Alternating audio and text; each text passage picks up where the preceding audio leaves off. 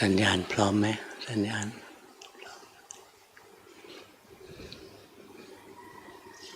ภาษาจีนวันนี้มีคนแปลป่ะมีนะหลวงพ่อเทศแล้วก็มีแปลภาษาจีนภาษาอังกฤษนะออกไปประเทศหลายประเทศนะ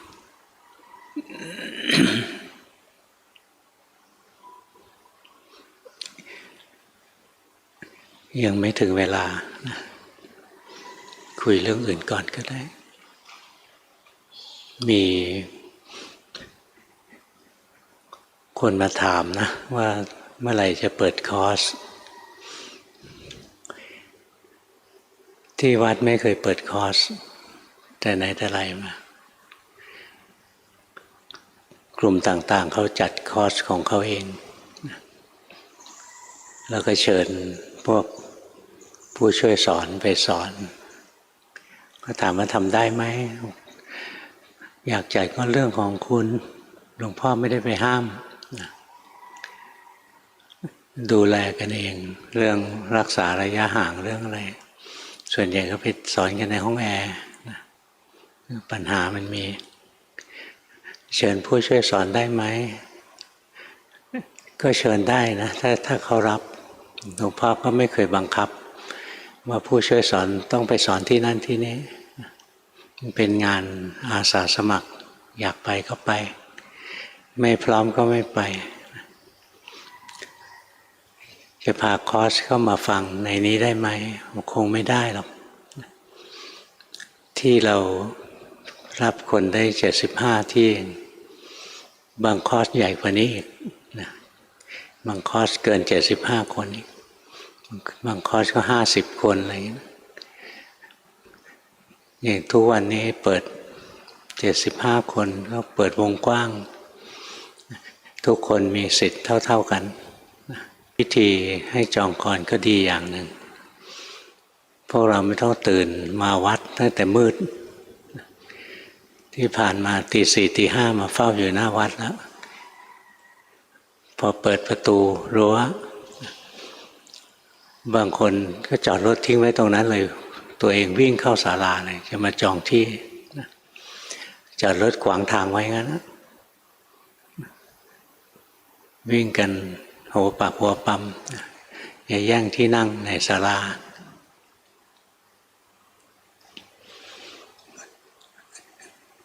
ต่อไปถึงไม่มีโรคระบาดหลวงพ่อก็ว่าจะเปิดให้จองแบบนี้แล้ว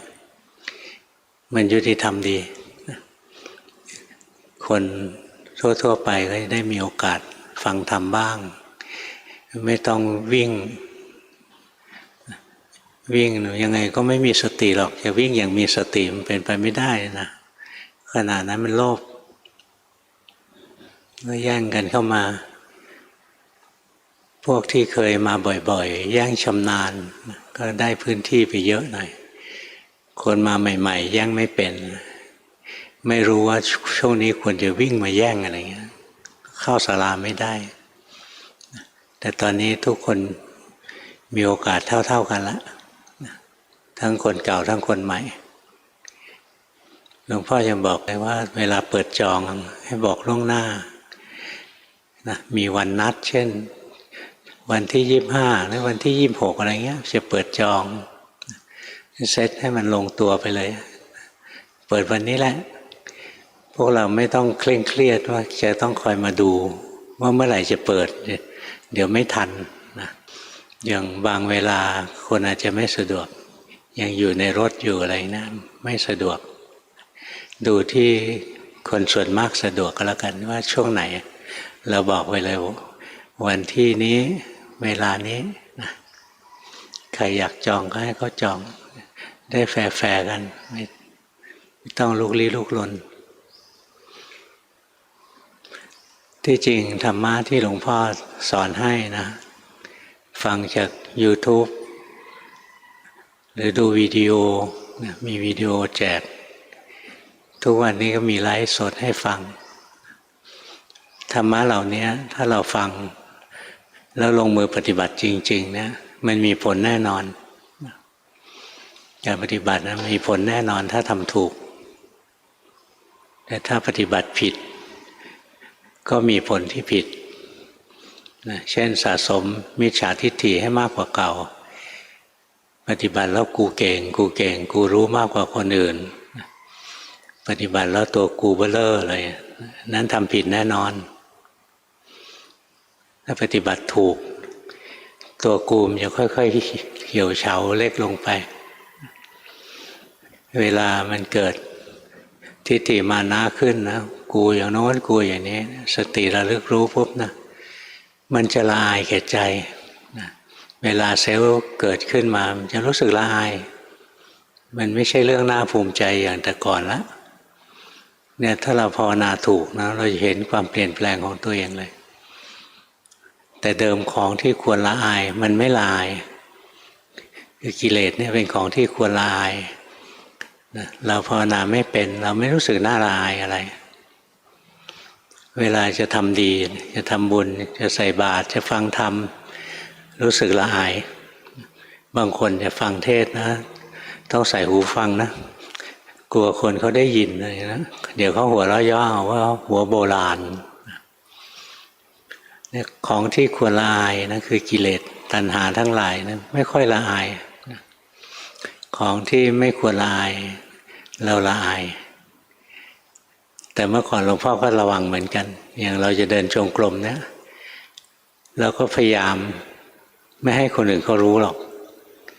หลวงพ่อใช้วิธีเดินเหมือนเดินธรรมดานี่แหละเดินไปวัดเดินไปอะไรกินข้าวเสร็จแล้วก็เดินไปเดินไปแล้วก็เดินกลับคนถามว่าเดินไปทำอะไรทุกวันเดินไปไหว้พระถ้าเดินไปไหว้พระคนยังยอมรับได้บ้างนะแค่หัวเราะว่าหัวโบราณแต่ถ้าบอกว่าเดินจงกรมเนี่ยมันต้องว่าเราบ้ายุคนี้มันยุคโลกของคนบ้าคนไหนบ้าด้วยกันนะก็ถือว่าเป็นคนดีคนไหนดีไม่ทำตามมาตรฐานมันก็ว่าเราบ้านะก็ช่างมันทางใครทางมันเรารู้ว่าเราทำอะไรอยู่รู้ว่าสิ่งที่เราทำเป็นประโยชน์มีคุณค่ากับตัวเราเองเราก็ทำไม่จำเป็นต้องไปฟังเสียงคนอื่นนี่ฆราวาสเนี่ยส่วนใหญ่มันทนกิเลสไม่ไหววันหนึ่งนะฟุ้งซ่านตลอดเวลายิ่งเล่นอินเทอร์เน็ตนะเล่นเฟซเล่นไลน์อะไรเงี้ยโอกาสดีนี่ยากมากเลยแต่ถ้าเล่นเพื่อทำมาหากินหลวงพ่อไม่ว่านะเล่นแล้วขายของได้อะไรก็ดีใจด้วยแต่ถ้าวันหนึ่งหมดเวลาไปกับอินเทอร์เน็ตนั่งดูพักพวกเราเขาเขียนอะไรนะเราจะได้เข้าไปกดไลค์กดแชร์เขาแสดงให้เห็นความเป็นพวกเดียวกันเวลาเราเขียนอะไรโง่ๆเขาจะได้มาแชร์แล้วมาไลค์เราบ้างถ้าใจว่างแว่อย่างนี้อย่ามาคุยเรื่องภาวนาเลยเป็นไปไม่ได้การที่จะภาวนาจริงๆนะมันต้องมีความใส่ใจต้องใส่ใจที่จะเรียนรู้ตัวเองจริงๆซึ่งเป็นเรื่องยากวันหนึ่งเราถูกโลกดึงดูดออกไปข้างนอกเนี่ยเยอะมากเลยเรื่องทำมาหากินเป็นเรื่องจำเป็นกับชีวิตเราเรื่องดูแลครอบครัวเป็นเรื่องจำเป็นกับชีวิตเราสิ่งใดจำเป็นก็ทำแต่ถ้าไม่มีเรื่องที่จำเป็นแล้วอย่าเอาเวลาที่เหลือไปผลาญด้วยการทิ้งไปเปล่าๆหรือด้วยการสะสมกิเลสเล่นอินเทอร์เน็ตนะมันไม่ได้ผลาญเวลาเปล่าๆนะมันผลาญสติผลาญสมาธิผลาญปัญญาของเราด้วยเพราะงั้นคุณงามความดีของเราอย่าหดหายไปเรื่อยๆงั้นเล่นเท่าที่จำเป็นถ้าเล่นใช้ทำมาหากินนะก็ทำไปอย่างนั้นหลวงพ่อไม่ว่าอะไรหรอกมันจำเป็นแต่เล่นเอาสนุกเอาเพลิดสนุกเอาเพลิดเพลินน่าเสียดายเวลาก็เล่นให้น้อยๆนะพักผ่อนบ้างได้ไม่ใช่ว่าพ พักผ่อนไม่ได้เลยนักภาวนาจะต้องเคร่งเครียดอันนั้นก็ไม่ใช่นะสุดโต่งไปแต่พักผ่อนจนไม่มีเวลาภาวนาเนี่ยไม่ใช่แล้วล่ะฆราวาสนะจุดอ่อนที่สำคัญที่สุดเลยนะอันแรกเลยก็คือไม่รู้วิธีปฏิบัติอย่างได้ฟังธรรมเนี่ยรู้วิธีปฏิบัติแล้วต้องลงมือปฏิบัติธรรมให้สมควรแก่ธรรมไม่ใช่ทำหย่อแย่นานทำทีหรือทำแบบสังกตายตรอมใจตั้งนาฬิกาไว้วันนี้จะนั่งสมาธิ1 ชั่วโมง5 นาทีก็แอบดูทีหนึ่ง5 นาทีก็แอบดูทีหนึ่งเมื่อไหร่มันจะหมดเวลาอย่างนั้นเรียกว่าภาวนาผลาญเวลาสาบแช่งให้เวลามันหมดเร็วๆนะไม่ได้ประโยชน์อะไรขึ้นมาภาวนาแบบนั้นเป็นอัตตกิลมัฏฐานุโยคทรมานตัวเองทรมานใจพวกเรามีไหมเดินจงกรมอยู่แล้วชำเลืองนาฬิกาเป็นระยะว่าจะหมดหรือยังนะทำไมทำอย่างนั้นเพราะเราไม่อยากเดินเพราะเราไม่อยากเดินแต่แล้วไม่เดินเลยเดี๋ยวเจอหน้าหลวงพ่อแล้วมองหน้าหลวงพ่อไม่ได้นะก็อับอายหรือพักพวกมาถามว่านั่งสมาธิเดินจงกรมเปล่าไม่ได้ทำเลยเดี๋ยวอับอายก็เลยทำแต่ทำแบบตรอมใจนะถ้าภาวนาแบบตรอมใจยังไม่ใช่ของจริงนะใจมันยังเป็นอัตตกิลมัฏฐานุโยคอยู่ทรมานเดินจงกรม5 นาทีก็ทำอัตตกิลมัฏฐานุโยค5 นาทีนั่งสมาธิครึ่งชั่วโมงก็เป็นอัตตกิลมัฏฐานุโยคครึ่งชั่วโมงแต่ถ้าเราทำด้วยความมีสติด้วยใจที่ตั้งมั่นเป็นผู้รู้ผู้ดูเราทำ5 นาทีก็คือปฏิบัติ5 นาทีทำชั่วโมงหนึ่งก็คือปฏิบัติชั่วโมงหนึ่งเพราะฉะนั้นมันอยู่ที่คุณภาพของการปฏิบัติไม่ได้อยู่ที่เวลาที่ปฏิบัตินี่ถ้าเราทำถูกมีคุณภาพในการปฏิบัติแล้วคราวนี้ต้องทำให้มากทำแบบหย่อแย่ทำนิดหน่อยวันหนึ่งนิดหน่อยพอนะอย่างหัดใหม่ๆเมื่อหลายปีก่อนนะหลวงพ่อบอกพวกเราว่าหลวงพ่อขอสักวันละ15 นาทีขอน้อยมากเลย15 นาทีทำไมหลวงพ่อไม่บอกพวกเราหลวงพ่อขอเวลาเริ่มต้น1 ชั่วโมงพวกเราจะไม่ทำหลวงพ่อให้ทำ15 นาทีนะมันยังพอทนไหวแต่ถ้าเราทำจริงๆนะนานไป15 นาทีนานไปเนี่ยเราจะพอ15 นาทีสั้นนิดเดียวแล้วมันจะเพิ่มเวลาได้ด้วยตัวเองทุกวันนี้บางคนทำในรูปแบบวันหนึ่ง3 ชั่วโมงไม่ได้รู้สึกยากลำบากอีกต่อไปแล้วเพราะสะสมมาจากของเล็กๆนั่นแหละความดีเราสะสมไปเรื่อยๆมันก็เป็นความดีที่ใหญ่ขึ้นความชั่วเราสะสมนะทีแรกก็ชั่วน้อยๆสะสมไปเรื่อยๆมันก็ใหญ่ขึ้นเหมือนกันกฎของกรรมมันก็ธรรมดายุติธรรมที่สุดแล้วล่ะทำยังไงก็ได้ผลอย่างนั้นแหละ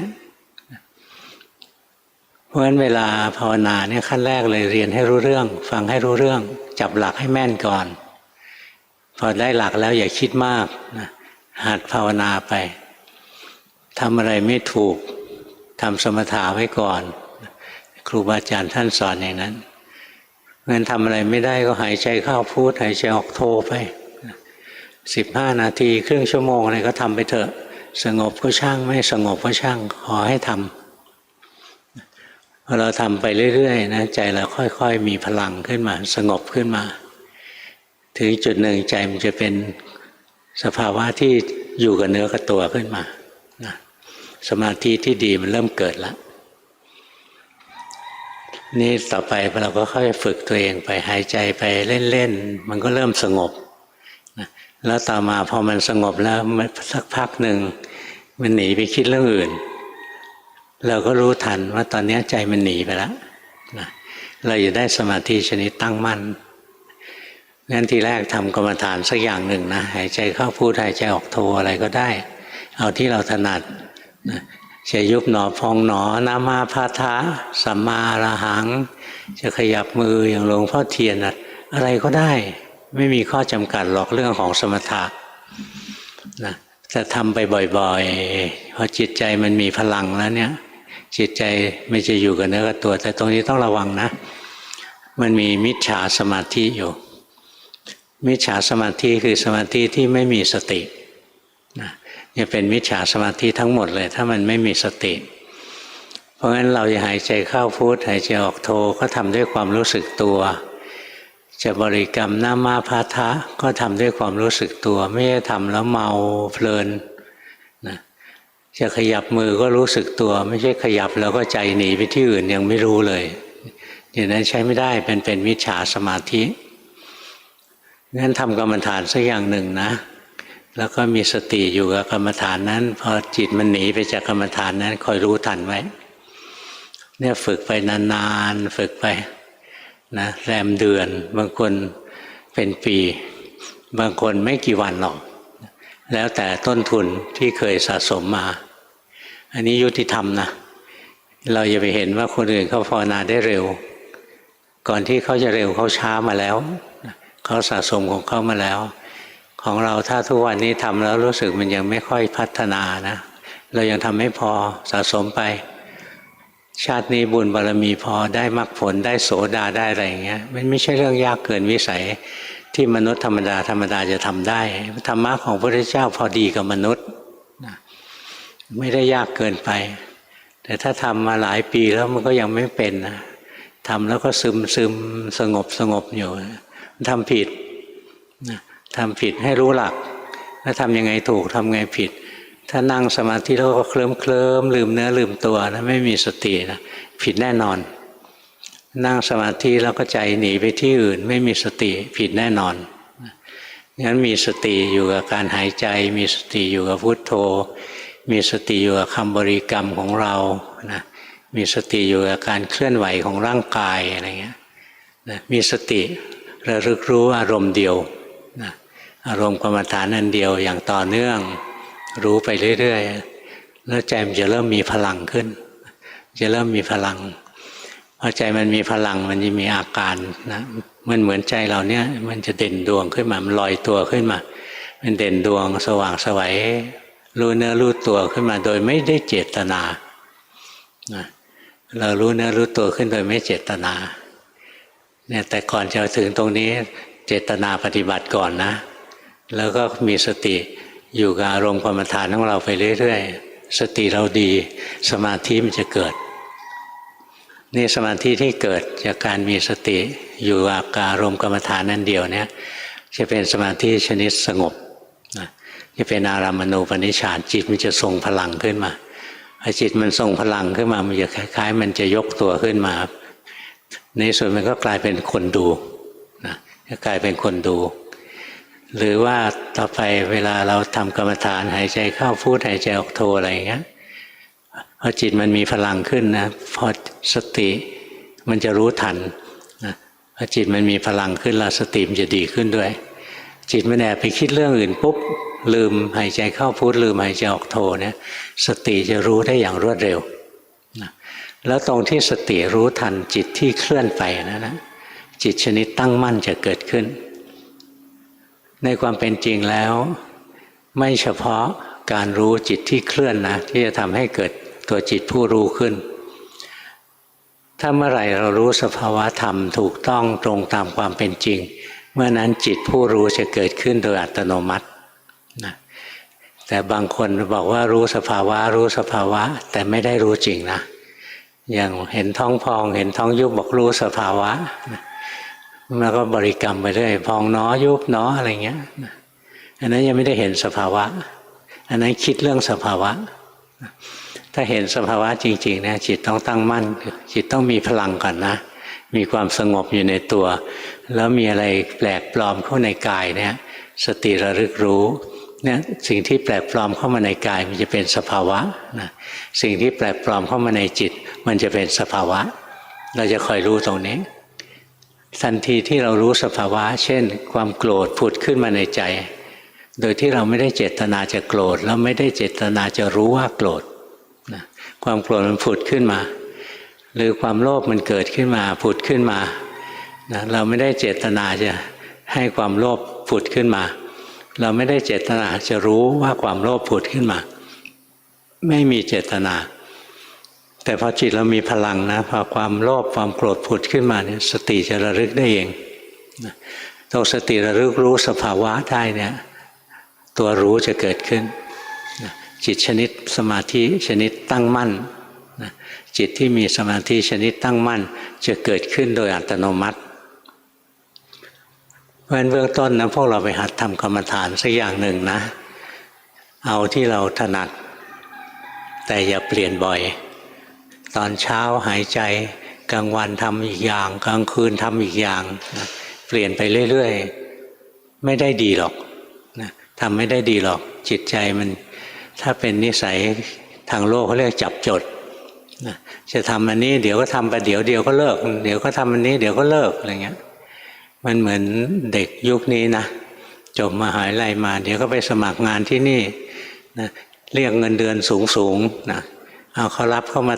ทำไม่กี่วันถูกดูว่าทำงานไม่เป็นลาออกไปย้ายบริษัทย้ายไปเรื่อยๆนะปีหนึ่งเนี่ยย้ายตั้ง10 ครั้ง20 ครั้งพวกนี้ไม่มีวันเก่งเพราะว่ามันจับหลักในการทำงานไม่เป็นนะถ้าอดทนนะไปสมัครงานลองทำงานดูนะให้มันเข้าใจในงานที่ตัวเองทำเข้าใจแล้วรู้สึกไม่ชอบอะไรอย่างนี้ก็เปลี่ยนแต่ไม่ใช่เข้าไปวัน2 วันก็เปลี่ยนเข้าไปวัน2 วันก็เปลี่ยนแล้วบอกว่าตกงานอันนั้นไม่ใช่คนตกงานเราต้องแยกให้ออกระหว่างคนตกงานกับคนไม่ทำงานนะคนตกงานคืออยากทำงานแต่ไม่ได้ทำงานนะคนไม่ทำงานคือมีงานกูก็ไม่ทำเมืองไทยเนี่ยเต็มไปหมดเลยนะไอ้ที่ว่าตกงานเยอะๆมันไม่ยอมทำงานนะถ้าคนไทยทำงานนะคงไม่ต้องไปจ้างต่างด้าวมาทำหรอกนี่ต้องขนต่างด้าวมาทำเป็นแสนเป็นล้านเพราะคนไทยไม่ยอมทำงานนี่เราชอบพูดบอกว่าไม่มีงานทำนะจริงไม่ได้อยากทำนะอยากได้เงินเดือนเยอะๆเฉยๆเนี่ยอย่างเนี้ยจับจดไม่มีวันเก่งนะนี่ถ้าหลวงพ่อเป็นเจ้าของบริษัทนะแล้วคนมาสัมภาษณ์งานหลวงพ่อไหนขอดูประสบการณ์สินี่มีเยอะเลยนะ1 ปีเนี่ยทำงานมา20 แห่งประสบการณ์สูงคืนไปเลยมึงไม่มีประสบการณ์หรอกมีแต่ความสัมสอนนะแต่ความโลเลกรรมฐานนี้ก็เหมือนกันเปลี่ยนกรรมฐานตลอดเวลานะก็เหมือนคนสัมสอนนะคนมักง่ายคนโลเลนะคล้ายๆคนเปลี่ยนงานบ่อยจับหลักไม่ได้สักทีงั้นกรรมฐานเราไม่เปลี่ยนบ่อยนะสงบก็ช่างไม่สงบก็ช่างนะดีก็ช่างร้ายก็ช่างจะทำล่ะอย่างหลวงพ่อเวลาทำสมาธิมาแต่เด็กนะหลวงพ่อฝึกอานาปานสติแล้วท่านพ่อหลีท่านสอนมาตอนเด็กๆเราไม่รู้หรอกกรรมฐานอื่นเป็นยังไงท่านพ่อหลีสอนอานาปานสติมาก็มาทำหายใจเข้าพุทหายใจออกโทนับ1ด้วยหายใจเข้าพุทหายใจออกโทนับ2อะไรเงี้ยท่านสอนให้นับถึง10แล้วก็9 8 7อะไรเงี้ยหลวงพ่อทำไม่เป็นหลวงพ่อนับถึง10แล้วก็ต่อ11 12ไปถึง100แล้วก็เริ่ม1ใหม่ทำไปโดยไม่ได้ใส่ใจนะว่าทำแล้วจะได้อะไรครูบาอาจารย์บอกให้อยู่กับกรรมฐานอยู่กับลมหายใจนี่แหละก็อยู่กับพุทโธนี่แหละก็เชื่อท่านนะรักท่านดูท่านน่ารักท่านสงบท่านสบายท่านใจดีเราก็อยากดีอย่างท่านบ้างท่านสอนหายใจสอนอานาปานสติสอนพุทโธมาเราก็มาทำสงบก็ช่างไม่สงบก็ยังไม่ได้คิดว่าทำแล้วจะได้อะไรตอนทำทีแรกไม่ได้เคยคิดเลยนะว่าทำแล้วจะได้อะไรคิดแค่ว่าจะทำเท่านั้นเองนะเพราะฉะนั้นหลวงพ่อหายใจอยู่ไม่กี่วันนะพุทโธก็หายไปทีแรกการนับหายไปก่อนพอจิตสงบมากขึ้นการนับก็หายไปจิตสงบมากขึ้นพุทโธหายไปเหลือแต่หายใจจิตสงบมากขึ้นลมหายใจหายไปเหลือแต่แสงสว่างนะไม่ใช้แสงสว่างเป็นนิมิตแทนลมหายใจละเนี่ยฝึกไปเรื่อยๆนะจนกระทั่งถึงจุดหนึ่งนะใจมันตั้งมั่นเด่นดวงขึ้นมาเป็นผู้รู้ผู้ตื่นผู้เบิกบานเนี่ยฝึกมาง่ายๆอย่างนี้เองแต่ว่าทำไปโดยที่ไม่ได้หวังผลไม่ได้หวังว่าหายใจแล้วต้องดีต้องสุขต้องสงบฉะนั้นตื้นไป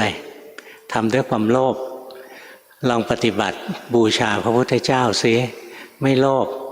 เราจะนั่งหายใจชั่วโมงหนึ่งถือเป็นการบูชาพระพุทธเจ้าดีกว่าเอาดอกไม้มาบูชาอีกบูชาด้วยลมหายใจของตัวเองนะหายใจไปนะนึกถึงพระพุทธเจ้าไปพุทโธพุทโธไปถือว่าเรากำลังบูชาพระอยู่ไม่ได้หวังว่าจะเอาอะไรนะพอเราไม่หวังเนี่ยไม่นานเลยจิตจะสงบจิตจะมีสมาธิมีพลังขึ้นมานะพอจิตตั้งมั่นมีพลังขึ้นมาเด่นดวงขึ้นมาแล้วเนี่ยนะบางทีก้าวไปถึงจิตตั้งมั่นเลยไม่ใช่แค่จิตสงบหลวงพ่อเนี่ยฝึกนะทำอานาปานสติจนสุดท้ายได้จิตที่ตั้งมั่นเป็นผู้รู้ผู้ตื่นผู้เบิกบานขึ้นมานะอยู่ในโลกธรรมดานี่แหละจิตมันตั้งมั่นแต่ตอนเด็กๆยังดูไม่เป็นแล้วก็คิดว่าคนอื่นเขาก็เหมือนเราทุกคนแหละโตขึ้นมาภาวนาขึ้นมาแล้วถึงรู้ว่าในโลกนี้หาคนที่รู้สึกตัวได้เนี่ยหายากเต็มทีหายากเต็มทีตอนที่หลวงพ่อเข้าไปเรียนกับหลวงปู่ดูลเรียนอยู่7 เดือนหลวงปู่รับรองว่าช่วยตัวเองได้แล้วพอท่านรับรองว่าช่วยตัวเองได้แล้วไม่หลงทางแล้วหลวงพ่อออกไปดูสำนักครูบาอาจารย์ต่างๆออกไปหลายสายนะไม่ใช่เพราะสายวัดป่าออกไปดูเขาภาวนากันก็ดูบางที่ครูบาอาจารย์ท่านก็ดีลูกศิษย์ที่ท่านสอนไว้ก็ดีนะมีบางวัดบางแห่งบางที่ครูบาอาจารย์ดีลูกศิษย์ทำไม่เป็นนะนี่ก็เยอะนะบางที่อาจารย์ก็ไม่เป็นลูกศิษย์ก็ไม่เป็นอย่างนี้ก็มีนะเที่ยวตะเวนไปดูเรื่อยๆไปบางครั้งนะไปอยู่ตามวัดครูบาอาจารย์ท่านดีเลิศเลยหลวงพ่อก็ไปภาวนาตกกลางคืนเห็นเขามานั่งสมาธิในโบสถ์มาเดินจงกรมอยู่รอบๆโบสถ์อยู่กันหลายร้อยอยู่กันเยอะแยะไปหมดเลยตั้งอกตั้งใจภาวนากันมากเลยหลวงพ่อไปเดินดูชะโงกไปดูในโบสถ์ไม่เห็นมีใครภาวนาเลยมีคนอยู่2-3 จำพวกอย่างพวกที่หนึ่งนั่งหลับไปแล้วนะหายใจ2 นาทีก็หลับไปแล้วไม่ได้มีสติอย่างพวกหนึ่งเคร่งเครียดนั่งแล้วเพ่งเครียดไปหมดเลยพวกนี้อัตตากิลมัฏฐานุโยคพวกหนึ่งนั่งแล้วก็ใจลอยนะเป็นกามสุขาริการุโยคออกมานอกโบสถ์มาดูรอบๆเดินจงกรมกันนั่งสมาธิตามต้นไม้ตามอะไรในใจก็นึกนะที่นี่ไม่เห็นมีใครปฏิบัติเลยนึกในใจนะที่นี่ไม่เห็นมีใครเขาปฏิบัติเลยแล้วก็แยกตัวไปปฏิบัติของเราคนเดียวเช้าขึ้นมานะตามคุณป้าท่านหนึ่งเข้าไปหาหลวงปู่ครูบาอาจารย์เข้าไปกราบท่าน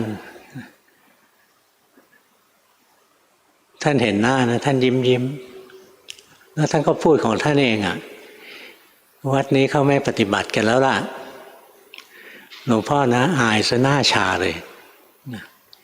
สติปัญญามันเกิดตอนที่เราไปเที่ยวดูเขาว่าเขาไม่ปฏิบัติขณะนั้นเราก็ไม่ได้ปฏิบัติแล้วเราก็ไปนึกที่นี่ไม่เห็นมีใครเขาปฏิบัติเลยนะก็รวมทั้งเราด้วยเราก็ไม่ได้ปฏิบัติเนี่ยครูบาอาจารย์ท่านสอนนะสอนเราฟังแล้วเราสะเทือนเข้าถึงใจเลยเรามัวแต่ไปเพ่งโทษของคนอื่นเราไม่เห็นโทษของตัวเองเราก็ห่วยแตกยิ่งกว่าเขาอีกเขาไม่รู้หลักเรารู้หลักเรายังแทนที่จะปฏิบัติของเรานะกลับไปสนใจคนอื่นเขานะเนี่ยพยายามฝึกตัวเองนะค่อยๆฝึกไปทำกรรมฐานสักอย่างหนึ่งนะแล้วก็ทำไปให้มันสม่ำเสมอสงบก็ช่างไม่สงบก็ช่างดีก็ช่างร้ายก็ช่างถือว่าปฏิบัติบูชาพระพุทธเจ้าเช่นหายใจเข้าหายใจออกถือว่าบูชาพระพุทธเจ้าอานิสงส์มากนะ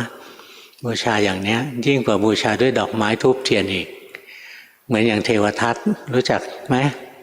รู้จักอาจจะไม่รู้จักเคยได้ยินชื่อไหมเทวทัตนะเทวทัตทำความผิดมาตลอดชีวิตเลยทำอนันตริยกรรม2 ครั้งนะครั้งหนึ่งทำพระพุทธเจ้าห่อเลือดอีกครั้งหนึ่งนะทำสงฆ์แตกแยกนั้นทำอนันตริยกรรมไปทั้ง2 รอบตอนที่ใกล้จะตาย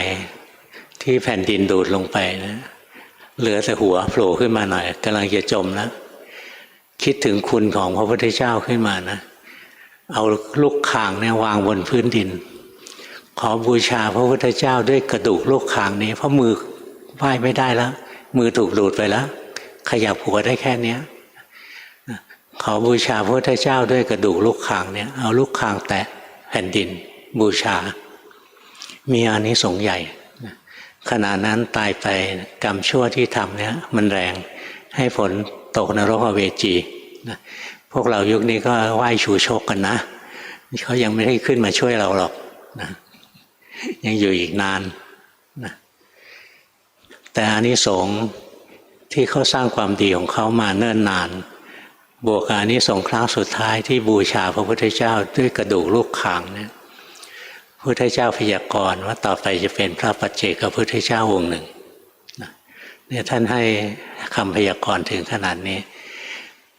เราก็ไม่ต้องเอาอย่างเทวทัตนะลงนอนแล้วก็เอาคางเกยพื้นนะขอบูชาด้วยกระดูกลูกคางนะอย่างนั้นมันเสแสร้งนะเราก็บูชาด้วยการเดินจงกรมบูชาด้วยการหายใจอะไรนะหายใจเข้าพุทหายใจออกโทนึกถึงพระพุทธเจ้าไปนะมันมีอานิสงส์ในตัวเองทำไปเรื่อยๆจิตใจที่เคยฟุ้งซ่านก็สงบเข้ามาจิตใจที่สงบเข้ามาแล้วนั้นค่อยตั้งมั่นเด่นดวงขึ้นมาเวลามันลืมพุทโธสติก็ระลึกได้เร็วต้องลืมพุทโธไปลืมหายใจไปคิดเรื่องอื่นสติจะระลึกอย่างรวดเร็วพอสติเกิดรู้ทันสภาวะแห่งความหลงนะสัมมาสมาธิคือสมาธิชนิดจิตตั้งมั่นก็จะเกิดขึ้นโดยอัตโนมัติสมาธิทีแรกที่เราฝึกนะเราฝึกทำกรรมฐานมาจนกระทั่งมีความสงบมีความรู้เนื้อรู้ตัวขึ้นมาแล้วเนี่ยต่อไปพอเกิดอะไรขึ้นในกายมีสติรู้ทันเกิดอะไรขึ้นในจิตมีสติรู้ทันสมาธิชนิดตั้งมั่นจะเกิดขึ้นเองที่จริงถ้าฝึกสมถกรรมฐานดีๆนะก็ได้สมาธิชนิดตั้งมั่น ได้เหมือนกันอย่างถ้าเราทำอานาปานสตินะจนกระทั่งกลายเป็นแสงสว่างเรารู้แสงสว่างนะจนกระทั่งชำนาญกำหนดเล็กก็ได้ใหญ่ก็ได้นะจิตมีความสนุกสนานมีปีติมีความสุขขึ้นมามีความเป็นหนึ่งขึ้นมานะเราเข้าปฐมฌานต่อมาสติปัญญามันรู้ทันว่าการที่ไปกำหนดรู้อยู่ที่แสงสว่างเนี่ยเป็นการตรึกอยู่ที่แสงสว่างเป็นการเข้าเคลียร์คือการตรองอยู่ที่แสงสว่างเรียกว่ามีวิตกวิจารอยู่กับแสงสว่างพอรู้อย่างนี้จิตวางแสงสว่างนะทวนกระแสเข้ามาที่ตัวผู้รู้เพราะฉะนั้นในฌานที่สองเนี่ยนะถ้าเราทำตามรูปแบบในฌานที่สองเนี่ยเราจะเกิดตัวผู้รู้ขึ้นมานะในพระไตรปิฎกเรียกว่าเอโกทิภาวะนะพวกที่เรียนแต่ปริยัติเนี่ยไม่เข้าใจก็เปิดอัตถกถาดูเอโกทิภาวะก็คือเอกคตาเจตสิกนะมันก็ไม่ได้ต่างอะไรกับเอกคตาเจตสิกตัวอื่นๆนะที่แท้แล้วเอโกทิภาวะเนี่ยสำหรับนักปฏิบัติเนี่ยนะมันก็คือสภาวะที่จิตเป็นหนึ่งจิตเป็นผู้รู้ผู้ตื่นผู้เบิกบานนะแล้วพอได้ตัวนี้แล้วเนี่ยถ้าเราออกจากฌานมาหรือเราเข้าฌานสูงขึ้นไปเอโกทิภาวะยังอยู่พอออกจากสมาธิมาแล้วเนี่ยเอโกทิภาวะยังทรงตัวอยู่ได้ไม่เกิน7 วันไม่เหมือนอย่างเราหลงแล้วรู้นะสภาวะที่เป็นหนึ่งเนี่ยเกิดชั่วขณะเท่านั้นเองเพราะฉะนั้นอย่างถ้าเราทำในรูปแบบเต็มที่มาเนี่ยเราได้จิตผู้รู้ที่มีกำลังแก่กล้าอยู่ได้นานมีเวลาเจริญปัญญาได้นานแต่ถ้ามีสมาธิทีละขณะนะสะสมกันนานเนี่ยเกิดปัญญาที่หนึ่งนานๆจะเกิดปัญญาที่หนึ่งเกิดความรู้ถูกความเข้าใจถูกนั่นแหละเรียกว่าปัญญาเนี่ยค่อยๆฝึกค่อยๆสะสมนะทุกวันต้องปฏิบัติอย่าเวลาเหลวไหลทำอะไรเล่นๆสิ้นเปลืองเวลาอยู่ไปจนแก่จนเฒ่านะหาสาระแก่นสารให้ตัวเองไม่ได้น่าสงสารที่สุดเลยนะพยายามฝึกเข้านะ ข้าว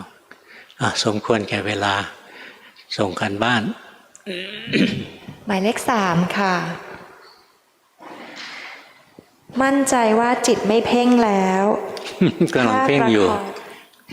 ถ้าประคองรู้ทันได้เรื่อยๆช่วง6 เดือนมีปัญหาเจ็บหัวเข่า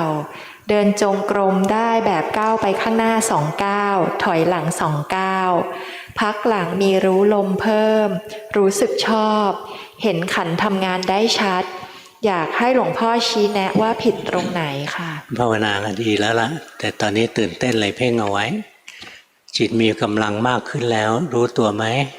ใช่ไหมใช่จิตมีกำลังขึ้นแล้วเราก็ภาวนาของเราต่อไปเดินปัญญานะดูลงไปร่างกายนี้ไม่ใช่ตัวเราความรู้สึกนึกคิดทั้งหลายไม่ใช่ตัวเรานะสังเกตไม่ได้ดูอย่างนั้นดูด้วยความรู้สึกไม่ได้เอาตาไปดูด้วยความรู้สึกพยักหน้ารู้สึกไหมเห็นไหมตัวที่พยักหน้าเนี่ยมันถูกรู้ถูกดู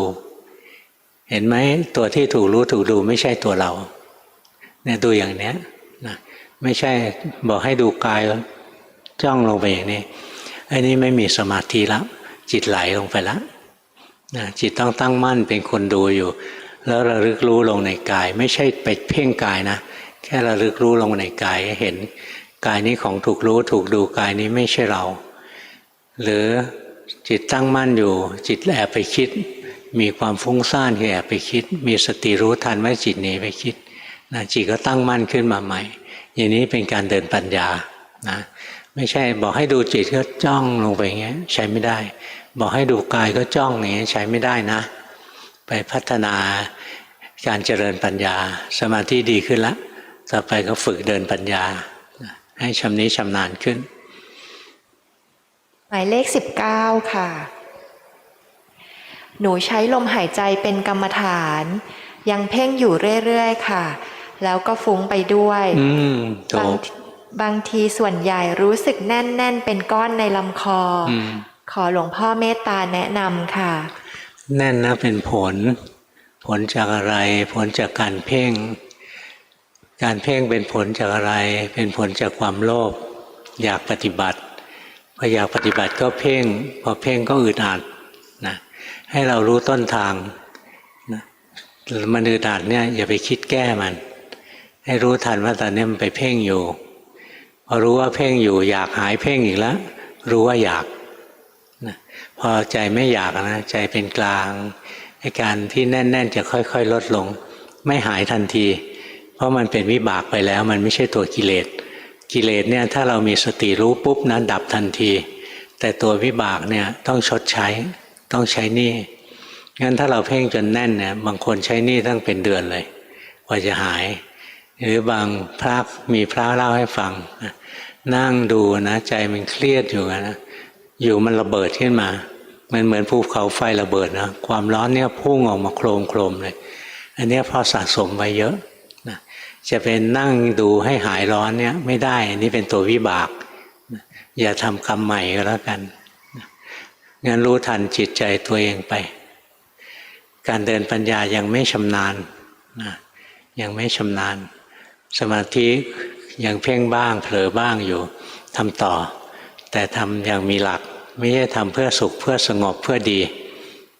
นะทำไปเพื่อความรู้เนื้อรู้ตัวให้จิตใจอยู่กับเนื้อกับตัว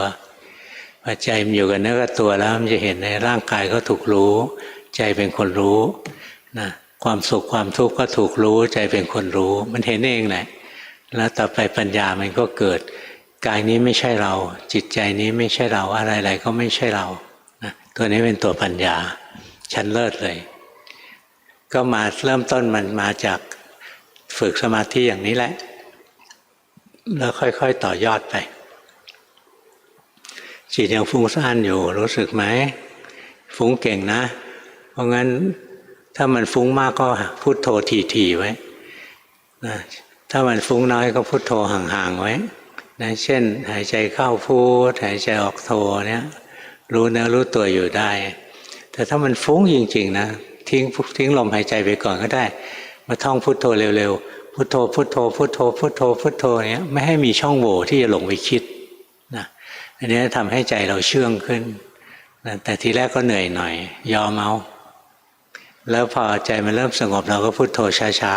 ๆพอใจมันฟุ้งซ่านเราก็พุทโธเร็วๆนะปรับกรรมฐานของเราขึ้นลงตามสถานการณ์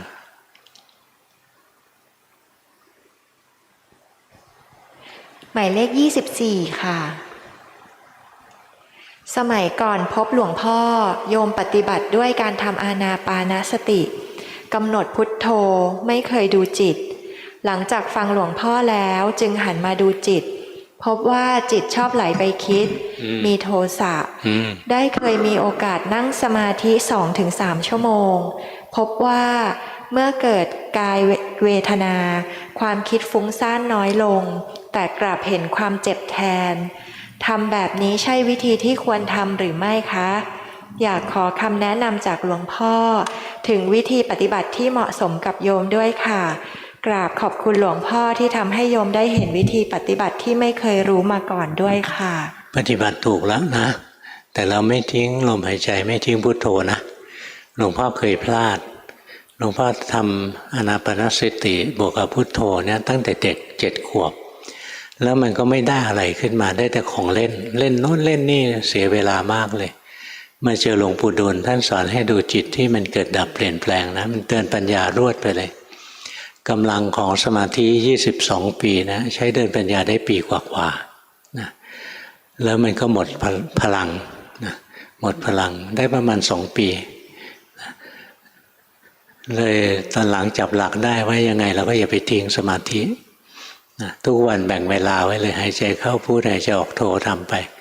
แต่ว่าพอจิตใจมันสงบมีเรี่ยวมีแรงแล้วเนี่ยอย่าอยู่เฉยแค่นั้นมันโง่นะออกมาเดินปัญญาเดินปัญญาอะไรไม่เป็นดูกายไปก่อนก็ได้เห็นร่างกายมันหายใจไม่ใช่เราหายใจอย่างนี้ก็ยังใช้ได้ถือว่าเริ่มเดินปัญญาแล้วนะร่างกายมันไม่ใช่ตัวเรามันเป็นของถูกรู้ถูกดูขันธ์มันแยกได้อย่างนี้เรียกว่าเราเดินปัญญาแล้วนะ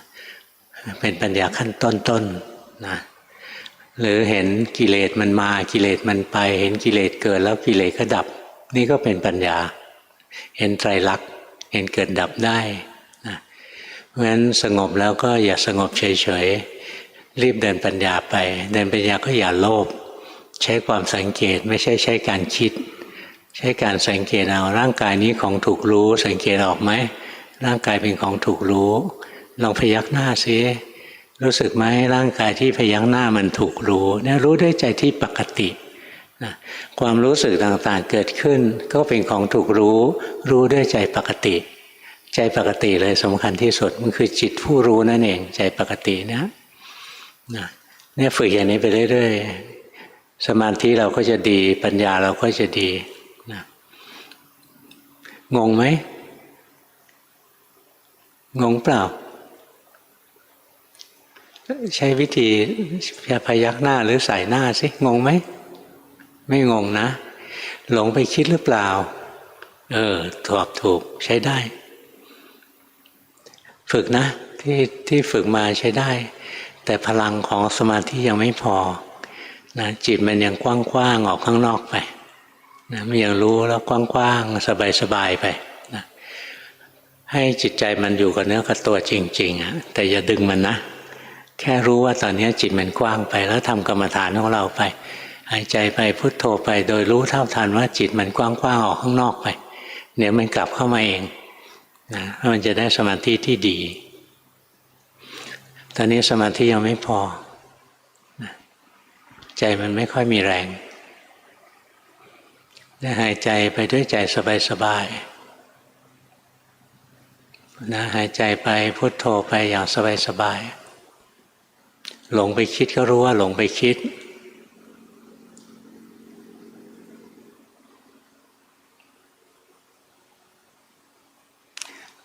จิตไหลไปเพ่งลมหายใจรู้ว่าจิตไหลไปเพ่ง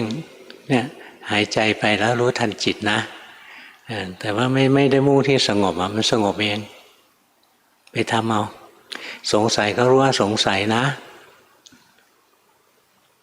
หมายเลข29ค่ะเป็นคนฟุ้งซ่านง่ายเวลาทำในรูปแบบคือนั่งภาวนาดูลมหายใจพุทโธ จิตชอบเข้าไปแทรกแซงทำให้การดูลมหรือการภาวนาไม่เป็นปกติต้องกลับมาทำแค่ความรู้สึกตัวเท่านั้นขอความเมตตาหลวงพ่อแนะนำวิหารธรรมที่ถูกกับจริตด้วยครับเอาตัวเราเป็นวิหารธรรมทั้งตัวเนี่ยนะเนี่ยตัวนี้พยักหน้ารู้ตัวนี้นั่งอยู่รู้ตัวนี้หายใจรู้มันทั้งตัวนี่แหละนะรู้ไปเรื่อยๆเดี๋ยวจิตจะได้มีพลังมากกว่านี้นะที่ฝึกอยู่ก็ใช้ได้นะฝึกอยู่ดีขึ้นตั้งเยอะแล้วล่ะแล้วก็เนี่ยรู้สึกกายทั้งกายนะกายยืนกายเดินกายนั่งกายนอนกายเหลียวซ้ายกายแลขวากายหายใจออกกายหายใจเข้ากายกินอาหารกายขับถ่ายนะเนี่ยค่อยฝึกรู้ว่าอยู่ในกายไปรู้อย่างสบายๆไปนะจิตจะมีพลังขึ้นเองมีครูบาอาจารย์องค์หนึ่งคือหลวงพ่อพุธท่านชอบสอนบอกยืนเดินนั่งนอนกินดื่มทำพูดคิดนะท่านชอบสอนอยู่อย่างนี้ท่านสอนให้มีสติจริงๆอะไรเป็นคนยืนเดินนั่งนอนกินดื่มทำพูดร่างกายอะไรเป็นคนคิดใจเป็นคนคิดเรามีสติรู้เท่าทันไปเรื่อยๆสบายๆใจก็จะค่อยมีสมาธิสงบนะแล้วก็ฉลาดค่อยๆสะสมของมันไปหมายเลข30ค่ะ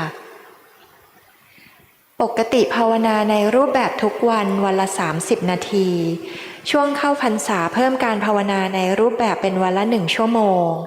รักษาศีล5ใช้โซเชียลเท่าที่จำเป็นฟังซีดีหลวงพ่อทุกวันพบว่าจิตมีกำลังมากขึ้น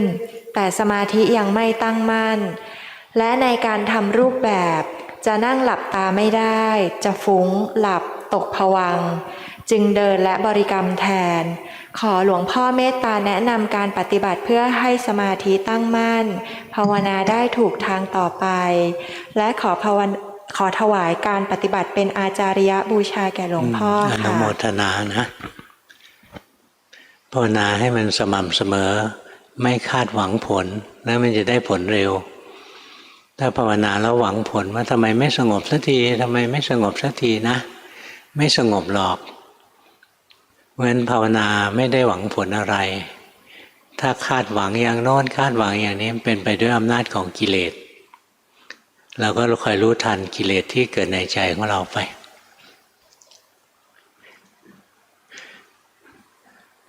สังเกตไหมเวลาเราภาวนาถ้าใจไม่ฟุ้งไปใจก็เพ่งเอาไว้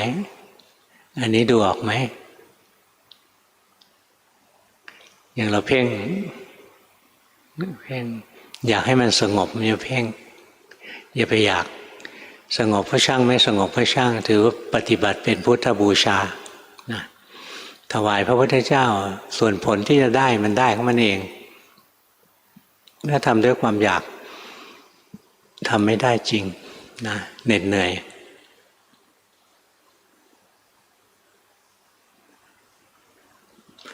ใจมันยังไม่ได้หลักนะยังไม่ได้หลักที่แท้จริงฝึกไปก่อนนะทุกวันทำให้สม่ำเสมอรู้ทันใจของเราไป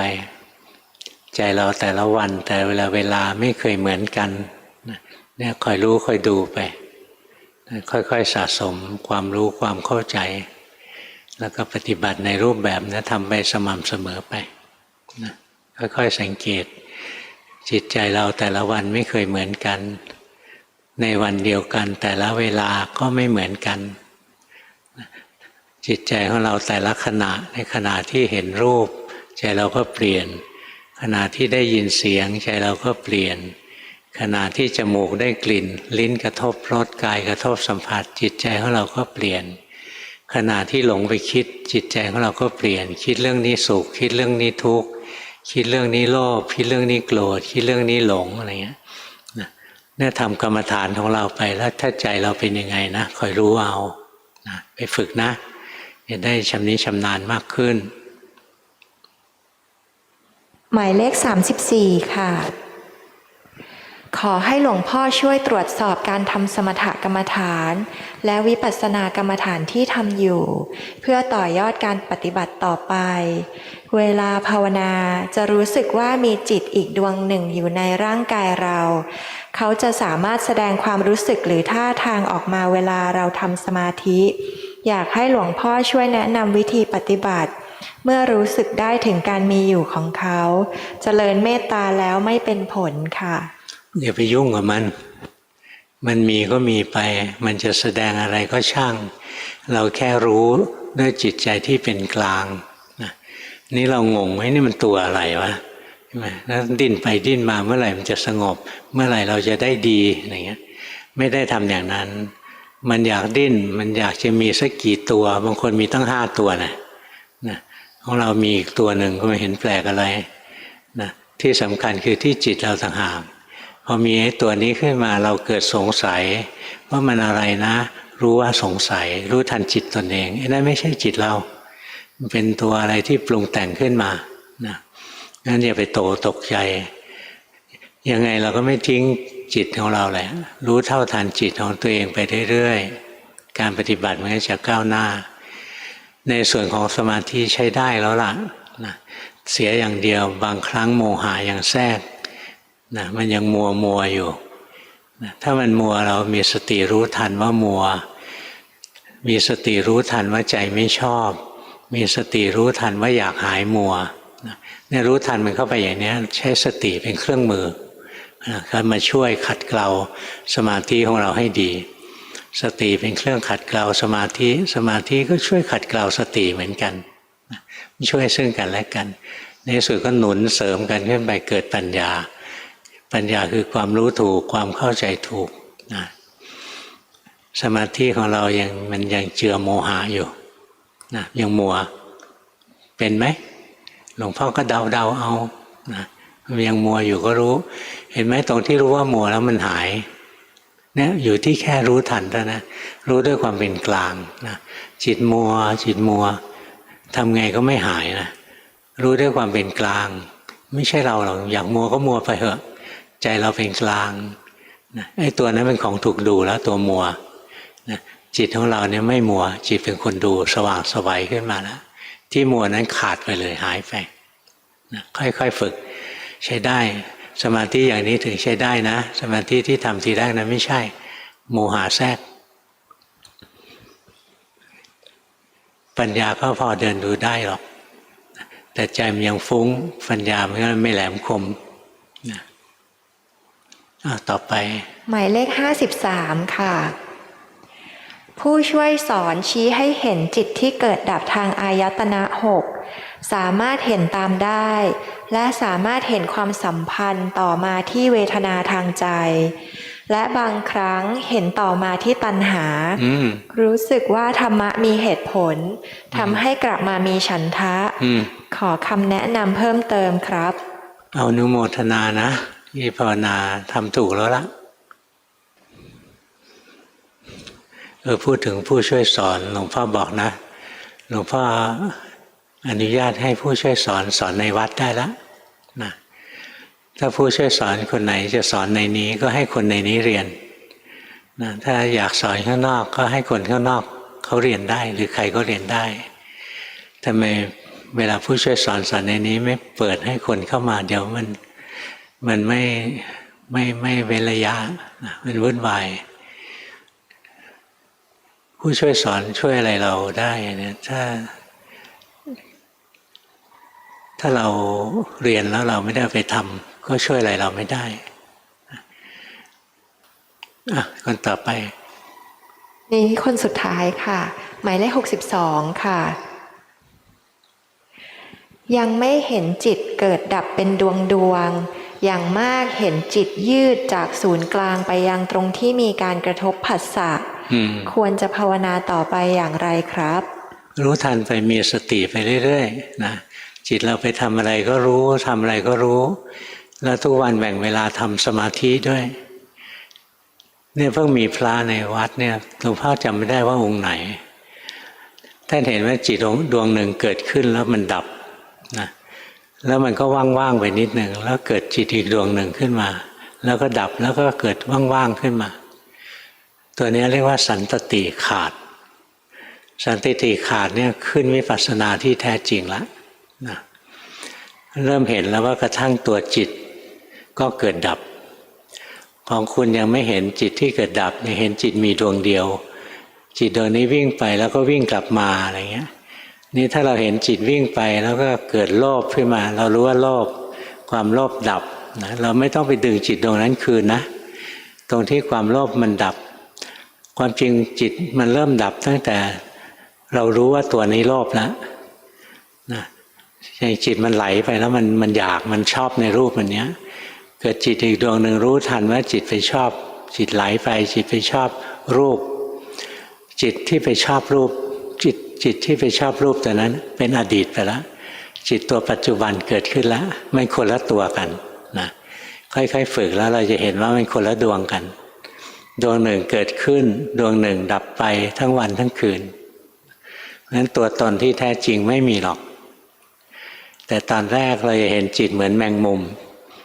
วิ่งออกไปทางนี้แล้วก็วิ่งกลับเข้ามาตรงกลางเดี๋ยวก็วิ่งไปอีกด้านหนึ่งแล้วก็วิ่งกลับมาตรงกลางนั้นเราเห็นว่าจิตยังมีดวงเดียวแต่ว่าฝึกไปเรื่อยๆฝึกไปตามรู้ตามดูมีสติมีสมาธิไปเรื่อยๆต่อไปมันก็เริ่มขาดนะสันตติความต่อเนื่องขาดเห็นจิตที่ดูมันก็ดวงหนึ่งจิตที่ฟังก็ดวงหนึ่งจิตที่ลิ้มรสก็ดวงหนึ่งจิตที่รู้สัมผัสก็ดวงหนึ่งจิตที่หลงคิดก็ดวงหนึ่งจิตที่รู้ก็ดวงหนึ่งนะคนละดวงกันจิตที่เพ่งก็เป็นอีกดวงหนึ่งกลายเป็นจิตเนี่ยมีเยอะแยะเลยนะแล้วทุกดวงมีลักษณะร่วมคือเกิดดับคำว่าลักษณะร่วมคือสามัญลักษณะนะสามัญลักษณะถ้าจะแปลภาษาไทยคือลักษณะร่วมนะลักษณะร่วมของสิ่งที่ปรุงแต่งก็คือเป็นของไม่เที่ยงเหมือนกันนะเป็นของถูกบีบคั้นเหมือนกันเป็นของบังคับไม่ได้เหมือนกันนะตัวนั้นเป็นตัวปัญญาแท้จริงเห็นลักษณะร่วมตอนนี้ก็เห็นทีละตัวไปก่อนแต่ว่าถ้ามันยังไม่แยกมันยังเห็นวิ่งไปวิ่งมาก็ไม่ต้องตกใจไม่ต้องพยายามแยกมันนะพอสติสมาธิดีขึ้นมันแยกเป็นตัวได้เองเนี่ยพวกพระภาวนาตั้งนานถึงจะเห็นแยกเป็นตัวได้ของเราค่อยๆทำเดี๋ยวก็ดีละหมดแล้วเหรอหมดแล้วเชิญนะเชิญกลับบ้านเว้นแต่ว่าใครอยากฟังผู้ช่วยสอนนะก็ค่อยว่ากันไม่ใช่ทุกคนต้องฟังนะที่จริงเรียนกับหลวงพ่อแล้วไม่ต้องเรียนกับใครก็ได้เหลืออย่างเดียวคือเรียนที่ตัวเองนะยกเว้นว่ามันมีข้อข้องใจต้องการให้ผู้ช่วยสอนช่วยแซะเราในรายละเอียดอะไรเงี้ยอันนี้เจ้าก็จำเป็นถ้าเราอินทรีย์เรายังอ่อนนะผู้ช่วยสอนก็มีประโยชน์แต่ถ้าจะมานั่งฟังเลคเชอร์มันก็เหมือนที่หลวงพ่อเทศน์แล้วเลคเชอร์ไม่ต้องฟังหรอกเอาถ้าคุยกับผู้ช่วยสอนนะเอาสภาวะที่เราปฏิบัติแล้วเอาไปเล่าให้ผู้ช่วยสอนฟังแล้วว่าจะพัฒนายังไงนะอย่างนั้นจะมีประโยชน์กว่าให้ผู้ช่วยสอนนั่งเทศไม่เผลอเป็นอย่างนี้ไม่เพ่งเป็นอย่างนี้อะไรอย่างที่หลวงพ่อเทศเนี่ยเสียเวลาไปฟังซีดีก็ได้นะถ้าเอาสภาวะไปส่งนะถึงจะมีประโยชน์จริงเชิญ